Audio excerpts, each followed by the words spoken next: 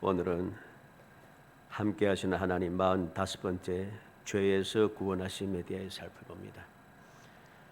이제까지 우리는 하나님께서 함께 하심으로 우리가 누리는 놀라운 축복에 대해서 계속해서 살펴왔습니다. 그 놀라운 축복 중에 오늘은 죄에서 구원하신다는 겁니다. 23절에 보라 처녀가 잉태하여 아들을 낳을 것이요 그의 이름은 임마누엘이라 하리라 하셨으니 이를 번역한즉 하나님이 우리와 함께 계시다 함이라. 하나님께서 우리와 함께 하셨다. 함께 하심으로써 우리에게 무슨 역사가 나는가? 21절에 아들을 낳으리니 이름을 예수하라. 이는 그가 자기 백성을 그들의 죄에서 구원할 자이심이라. 죄에서 구원하시기 위해서 함께 하신다는 거죠. 하나님께서 우리와 함께 하시면 어떤 역사가 일어나는가? 어떤 구원의 역사가 일어나냐 하는 것이죠. 우리의 모든 영육간의 문제들은 깨끗하게 해결되는, 그리고 에덴의 삶을 회복하게 되는 놀라운 축복이 시작이 되는 거죠. 우리가 알듯이 하나님께서 우리와 함께 하셔서 자기 백성을 죄에서 구원하실 예수 그리스도께서 이 땅에 오셨을 때에 함께 할 때에 이루어졌던 역사들을 우리는 압니다. 주님께서 함께 하니까 모든 질병이 치료받았습니다. 치료받지 못할 질병이 없더라는 것이죠. 그리고 외롭고 슬프고 원통하며 낙심한 사람들이 위로를 받습니다. 세리들이 위로를 받죠. 세리들은 같은 동족들에게도 사람 취급을 받지 못했습니다. 그런데 주님 오심으로 말미암아 그 세리들도 하나님의 자녀라, 하나님의 백성이라, 아브라함의 자손이라, 그들도 구원받게 됨에 대하여서 주님의 위로를 받고 구원의 은총을 누리게 되었습니다. 갈릴리 사람들이 소망이 생겼습니다. 왜? 갈릴리에서 무슨 선한 것이 나겠느냐? 나사렛에서는 선한 것이 날 수 없느니라. 선지자가 날 수 없느니라. 그랬던 그 갈릴리 사람들이 주님의 그 함께 하심으로 소망이 넘치게 됐다는 거죠. 예수님의 그 12제자 중에 11명의 제자가 다 갈릴리 사람입니다. 사마리아 사람들이, 유대인들이 사마리아 사람은 개 취급을 했다는 거죠. 그런데 그 사마리아 사람들도 주님의 위로를 받고 주님의 구원의 은총을 누리게 되더라는 것이죠. 이방 사람들도, 모든 이방 사람들조차도 그들은 희망이 없었습니다. 그런데 주님 오심으로 말미암아 이방 사람들도 구원의 은혜를 누리는 놀라운 축복이 주어졌습니다. 그래서 주님께서 친히 이방 땅으로 가서 이방 사람들을 만나주시고 그들을 치료하시고 그들을 위해서 역사하시고 복음을 전하신 것을 우리는 보게 됩니다. 뿐만 아니라 주님께서 함께 하시니까 죽었던 사람도 살아나게 됩니다. 완전한 절망에서 벗어나 소망의 절금이 넘치게 된 것이죠. 야이로 죽었던 딸이 다시 살아나고, 나인성 과부의 아들이 장사 지내러 가는 중에 다시금 살아나고, 죽은 지 나흘이 되어서 냄새가 나는 나사로도 다시 살아나는 놀라운 기적의 역사가 났습니다. 이게 바로 하나님께서 함께 하심으로 이루어지는 구원의 역사입니다. 지금도 예수님께서 약속하신 대로 우리와 함께 하시며 우리를 위해서 친히 기도하시는 분입니다. 이게 바로 하나님께서 함께 하심으로 우리가 오늘도 계속해서 누리고 앞으로도 영원히 누릴 놀라운 축복의 한 모습인 것을 우리는 기억해야 됩니다. 오늘 말씀을 통해서 하나님께서 함께 하시니까 우리가 어떤 죄에서 구원을 받는가 하는 것을 살펴보려고 합니다. 그래서 함께 하시는 주님에 대해, 하나님에 대해서 다시 한번 확신을 가지고 우리가 어떤 이 죄악 세상에서 어떤 상황에 놓이든지 하나님께서 함께 하시면 반드시 나를 구원해 줄 것이라는 확신을 가지고 소망 중에 절구하면서 주님께서 나와 함께하여 베풀으시는 기적을 분명하게 체험하며 하나님께 영광을 돌리고 여러분들의 삶이 행복이 넘쳐나기를 주의 이름으로 축복합니다. 먼저 하나님이 우리와 함께 계셔서 하시는 일이 무엇인가? 이 제목에 있는 대로 우리 처음에 이야기한 대로 죄에서 구원한다는 것입니다. 21절인 대로 아들 낳은 이름을 예수라라. 이는 그가 자기 백성을 그들의 죄에서 구원할 자이심이라 하니라. 사람 우리가 살고 있는 이 세상에는 죄악이 가득 차 있습니다. 끊임없이 죄악이 끊임없이 일어나고 죄악이 사라지지 않아요.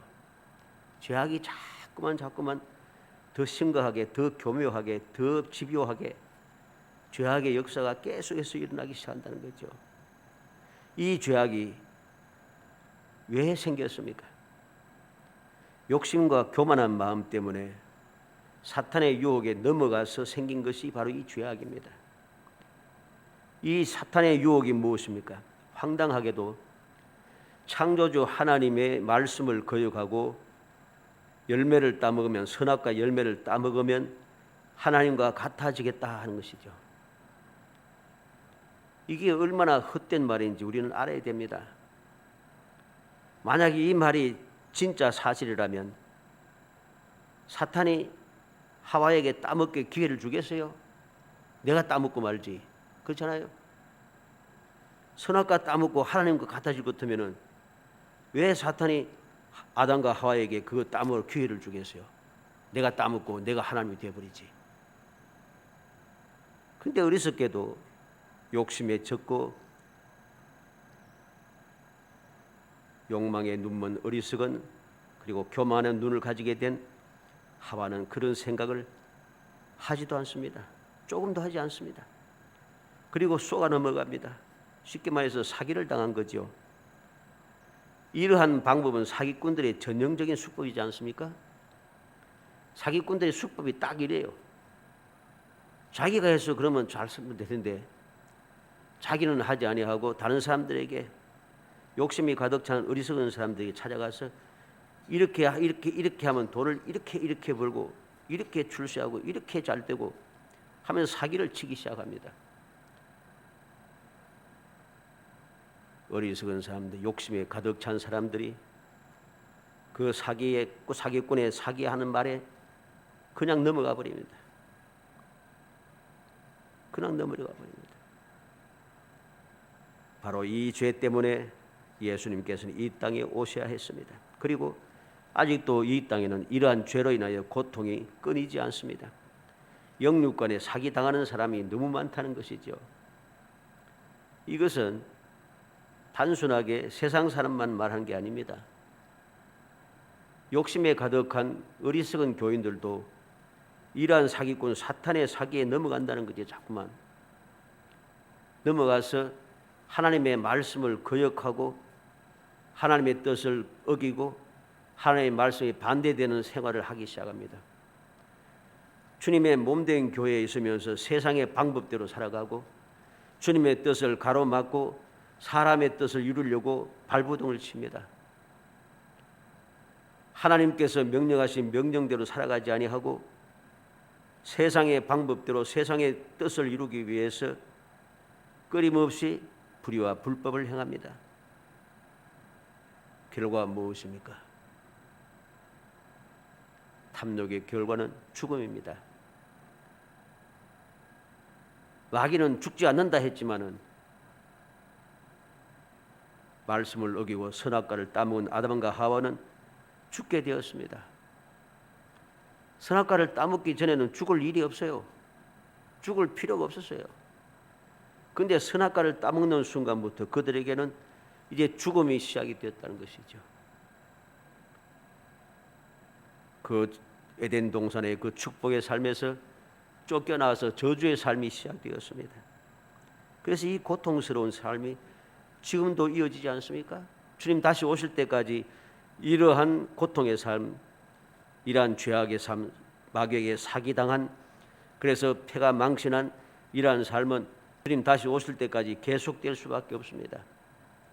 사람들은 뭐 법을 만들고 뭘 하고 해서 모든 것이 점점 좋아진다고 이야기합니다만 아무리 살펴봐도 좋아진 게 없어요. 뭐 좋아진 게 있다면은 모든 것이 풍성해졌는데 풍성한 그것이 아무것도 아닌 것이 되어버렸다는 거죠. 더욱 욕심이 가득 차서 모든 것이 격차가 점점 심해지고 원통하고 억울한 일들이 점점 많아지기 시작한 거죠. 쉽게 말해서 죄악이 더 심각해졌다는 것입니다. 예수님께서도 마가복음 4장 19절에 세상의 염려와 재물의 유혹과 기타 욕심이 들어와 말씀을 막아 결실하지 못하게 된 자요 그랬습니다. 말씀은 듣기는 하는데 하나님의 말씀이 결실하지 못하도록 세상의 염려와 재물의 유혹과 기타 욕심으로 하나님의 말씀을 거역하고 살아간다는 거죠. 그리고서 하나님의 말씀을 거역하고 세상의 재물의 유혹과 욕심을 가지고서 해서 수단과 방법을 가리지 않고 불의와 불법을 행하면서 막 끌어모아서 출세도 하고 재물도 많이 가져서 나는 이렇게 복을 받았다 주장합니다. 그게 복이 아닙니다. 그들의 삶이 과연 진정한 주님과 함께 가고 모든 죄에서 구원받은 사람의 그 평안, 그 기쁨, 그 행복함이 있는가? 있을 리가 없죠. 있을 수가 없습니다. 야고보서 1장 14절로 15절에 오직 각 사람이 시험을 받는 것은 자기 욕심에 끌려 미혹되매니 욕심이 잉태한 즉 죄를 낳고 죄가 장성한 즉 사망을 낳느니라. 왜 시험을 받는가? 욕심에 끌려 미혹되었다는 것이죠. 아담과 하와처럼 욕심에 끌려 미혹이 되어버렸습니다. 결과는 무엇입니까? 욕심을 잉태하여 죄를 낳고 죄가 장성하여 사망을 낳느니라. 이 욕심이 죄를 낳고 죄가 점점 커서서 창세기 6장에 나타난 대로 하나님께서 진노하셔서 이 세상을 멸하지 않습니까? 사망이 온다는 것입니다. 두 번째로 생각하는 것은 죄에서 구원하기 위해서 어떤 방법을 사용하시는가? 우리를 죄에서 구원하시기 위해서 하나님께서는 놀라운 방법, 생각지도 못한 방법을 사용합니다. 그걸 기적이라고 하죠. 18절에 보니까 예수 그리스도의 나심은 이러하니라. 그의 어머니 마리아가 요셉과 약혼하고 동거하기 전에 성령으로 잉태된 것이 나타났더니 20절에는 이 일을 생각할 때 주의 사자가 현몽하여 이르되 다윗의 자손 요셉아 내 안에 마리아 데려오기를 무수하지 말라. 그에게 잉태된 자는 성령으로 된 것이라. 사람이 생각지도 못한 방법을 사용해서 우리를 죄에서 구원하시는 역사를 일으킨다는 거죠. 어떤 방법입니까? 하나님께서 사람의 모습을 입고 이 땅에 오셨다는 거죠. 하나님이 사람으로 이 땅에 오셨어요. 함께하기 위해서, 우리를 죄에서 구원하기 위해서. 두 번째는 동정녀에게서 탄생하셨어요. 세상의 법칙에 어긋나는 것이죠. 그런데 생각지도 못했던 기적의 역사로 동정녀에게서 탄생하셨다. 세 번째는 천사를 통해서 이것을 다 알려줍니다. 몰래 오신 게 아니고 천사를 통해서 다 알려주신다는 거죠. 그리고 마지막으로는 성령으로 잉태되었다. 사람의 방법이 아닌 하나님의 방법으로 잉태되어 주님 하나님께서 친히 이 땅에 함께하기 위해서 오셨다는 것입니다. 그러면 왜 세 번째로 왜 이렇게 하나님께서 함께하기 위해서 왜 이렇게 이 기적의 역사를 일으켜 주시는가? 22절로 23절에 보면 이 모든 일이 된 것은 주께서 선지자로 하신 말씀을 이루려 하심이니 이르시되 보라 처녀가 잉태하여 아들을 낳을 것이요 그 이름을 임마누엘이라 하리라 하셨으니 이를 번영한 자 하나님 우리와 함께 계시다 함이라. 선지자로 하신 말씀을 이루려 하심이니 하나님께서 친히 선지자를 통해서 말씀하신 그 약속의 말씀을 이루기 위해서 이렇게 하셨다는 것입니다. 요한복음 3장 16절로 17절에 하나님이 세상을 이처럼 사랑하사 독생자를 주셨으니 이는 그를 믿는 자마다 멸망하지 않고 영생을 얻게 하려 하심이라. 하나님이 그 아들을 세상에 보내신 것은 세상을 심판하려 하심이 아니요 그로 말미암아 세상이 구원을 받게 하려 하심이라. 하나님께서 너무 사랑하셔서 이 세상 하나님의 형상으로 하나님의 모양으로 생기를 넣어줘서 창조하신 사람을 너무 사랑하셨기 때문에 그들을 죄에서 구원하기 위해서 독생자를 보내셨다는 것입니다. 왜 보내셨는가? 독생자를 믿는 자마다 멸망하지 않고 영생을 얻기 위하여 구원을 받는다는 것입니다. 죄에서 구원받는 거죠. 멸망하지 않고 영생을 얻는 것이 죄에서 구원받는 겁니다. 왜? 멸망당하고 영생하지 못하고 죽음에 이르는 이유가 무엇입니까? 아담과 하고 죄를 범했기 때문이죠. 그런데 멸망하지 않고 영생을 얻는다는 것은 결국은 그 죄악의 결과에서 벗어난다는 소리죠. 하나님께서 바로 이렇게 구원의 역사를 이루기 위해서 친히 이 땅에 오셔서 이제까지 없던 방법으로, 생각지도 못했던 방법으로 기적의 역사를 친히 베푸셔서 이 놀라운 은혜를 이루어 주신다는 것입니다. 로마서 8장 32절에 자기 아들을 아끼지 아니하시고 우리 모든 사람을 위하여 내주시니가 어찌 그 아들과 함께 모든 것을 우리에게 주시지 아니하겠느냐. 아들도 아끼지 않고 주셨다는 거죠. 아들도 아끼지 않고 주셨다면 다른 것은 두말할 필요도 없는 것입니다. 우리는 바로 이 사실을 굳게 믿어야 합니다. 하나님께서 왜 함께 하시는가? 우리를 죄에서 구원하기 위해서,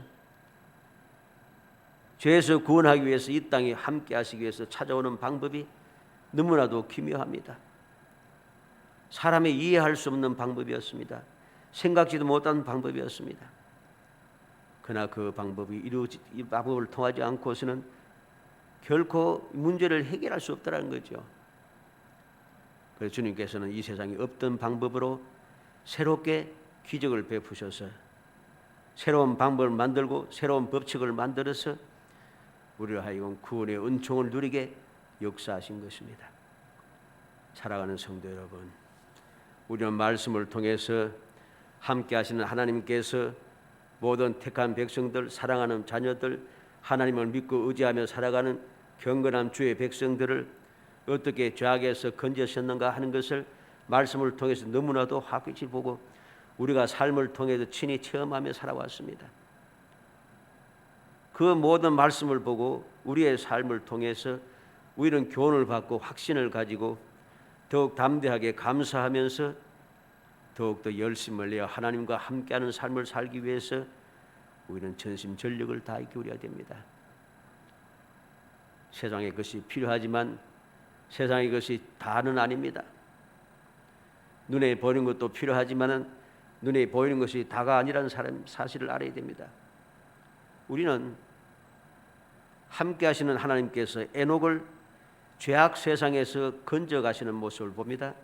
창세기 5장 24절에 에녹이 하나님과 동행하더니 하나님이 그를 데려가심으로 세상에 있지 아니하더라. 하나님과 동행하는 에녹은 죄악이 점점 많아지고 관영해지는 이 세상에 그냥 두어 주잖아요. 이 죄악 세상에 살고 있는 에녹, 동행하던 에녹을 하나님께서는 그대로 죄악 세상에서 데려 하나님께서 계신 곳으로 이끌어 가셨습니다.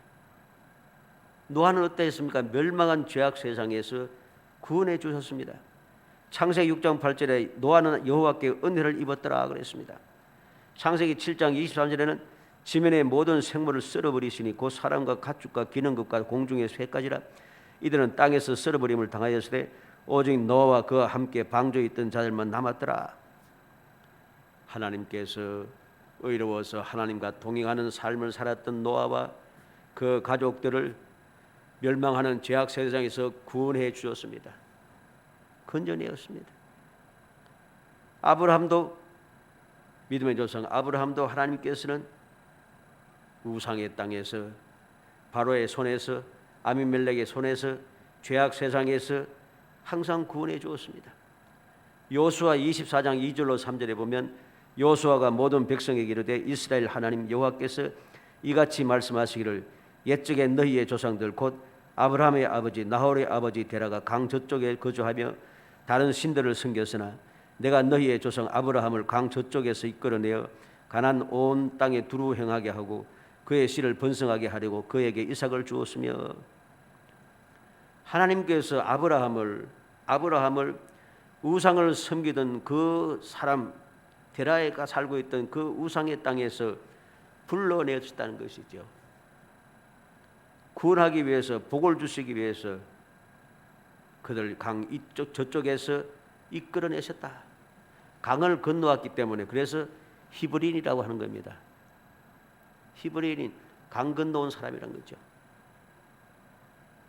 우리는 바울을 보게 됩니다. 한 주님을 대적하고 살기 등등하여 죄 없는 사람을 죽이는데 앞장섰던 그 살기 등등하고 완악한 바울을 주님께서 그 죄악에서 살기 등등하고 죄 없는 사람을 해치는 그 죄악의 자리에서 건져내셨습니다. 사도행전 9장 3절로 6절에 사울이 길을 가다가 다메섹에 가까이 이르더니 홀련히 하늘로부터 빛이 그를 둘러 비치는지라 땅에 엎드러져 들으며 소리가 있어 이르시되 사울아 사울아 내가 어찌하여 나를 박해하느냐 하시거늘 대답하되 주여 누구시니까 이르시되 나는 내가 박해하는 예수라 너는 일어나 시내로 들어가라 내가 행할 것을 내게 이룰 자가 있느니라. 대적이 되고 끊임없이 악한 일을 계속해서 하던 죄악 가운데 살아가던 사울을 찾아오시고 사울을 그 죄악의 삶, 죄악의 세상에서 건져내십니다. 이게 바로 주님께서 이 땅에 오신 목적이었다는 것이죠. 사랑하는 성도 여러분, 이러한 함께 하시는 하나님께서 죄에서 우리를 구원하시기 위해서 오신 이 놀라운 사랑의 역사를 우리는 항상 마음에 새겨야 됩니다. 너무나도 잘 알고 있다. 내가 그거 믿고 있는 그것도 모를까 봐.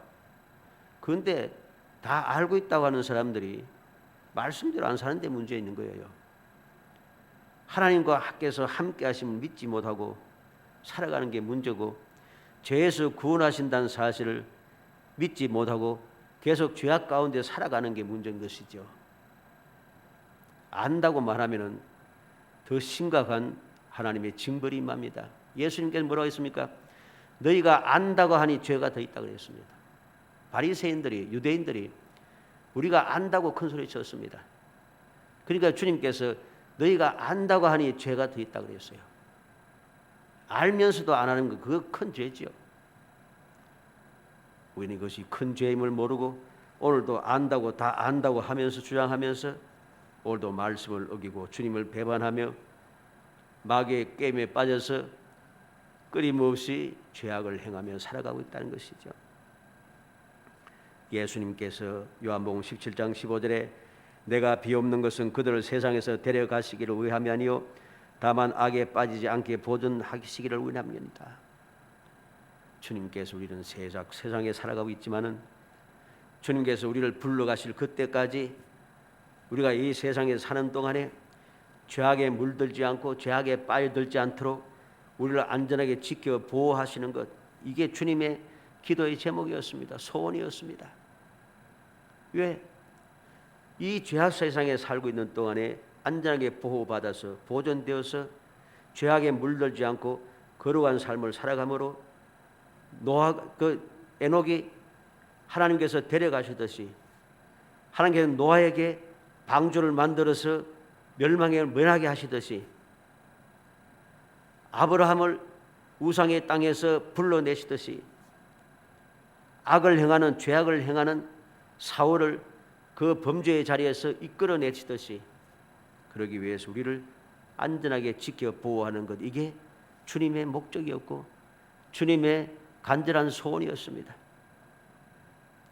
간절히 바라기는 우리 모든 성도들이 함께 하시는 하나님을 굳게 믿고 왜 함께 하시고 하는가? 왜 함께 하시기 위해서 사람의 몸을 입고 이 땅에 오셨는가? 하는 그 이유, 그 목적을 마음에 새기고 또 새겨서 그 사랑을 굳게 믿고 그 사랑을 내가 누리기 위하여 주님과 항상 함께 동행하며 모든 죄악에서 보존되고 그리고 마침내 구원받는 행복한 성도가 되기를 주의 이름으로 축복합니다. 은혜 감사합니다. 사랑하여 주셔서 택하여 주시고 택한 저희들 하여금 주님의 은혜를 사모하고 주님 예비하신 그 함께 주시는 죄에서 구원하시는 그 귀한 은총을 누릴 수 있도록 기회를 주시며 자격을 주시고 저희들에게 복을 내려주심을 감사합니다. 이 놀라운 축복을 받아사오니 저희 감사 감격하여 항상 주님과 더욱더 열심을 다해 함께 동행하며 살아가게 하시고 주님께서 죄에서 저희들을 안전하게 지켜 보존하시며 마침내 건져내셔서 아버지 주님의 영광의 보좌에까지 이룰 수 있도록 성령께서 도와주시기를 간절히 바라곤 합니다. 결코 주님을 안다고 하며 말씀을 안다고 하면서 내가 주를 믿는다고 하면서 말씀을 거역하고 오늘도 마귀의 미혹에 빠지고 유혹에 빠져서 끊임없이 욕심에 끌려서 세상과 짝하며 세상과 더불어 동행하며 살아가고 죄악의 사람들과 함께 기뻐하고 즐거워하는 어리석은 삶에서 벗어날 수 있도록 성령께서 끊임없이 강력하게 강권적으로 역사하여 주시기를 간절히 소원하옵고 예수님의 이름으로 기도합나이다. 아멘.